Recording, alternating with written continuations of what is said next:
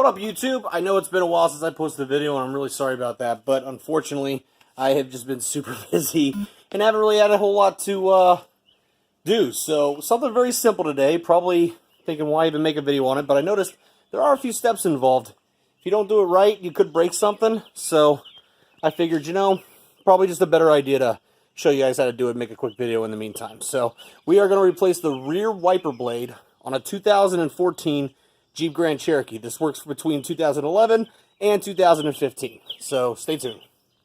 Alright guys, so here's the 2014 Grand Cherokee. Remember, like I said, this works for between 2011 and 2015 Grand Cherokees. So, the rear wiper blade, it's not hard, but as you see, you got to get it up at a 90-degree angle. If you don't do that, unfortunately, you're going to break something. So this is how you got to do it. It's not too terrible, but this is the steps you got to take. Use both fingers, pry up on the end cap right here. Bring it up. There you go. See? Quite easy. Now you can bring the arm up at 90 degrees, like that. And what you're going to do is you're going to take the end part here. You're going to see where there's a break in there. Do not take the arm, just the blade right here. Take it right there and rotate it back, and then guess what? Pops right out. Hugs a little loop right there.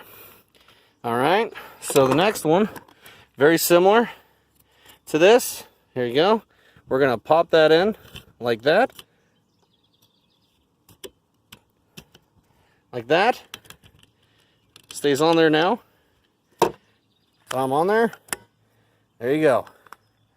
And that's how you change out a windshield wiper blade on a 2011 through 2015 Jeep Grand Cherokee.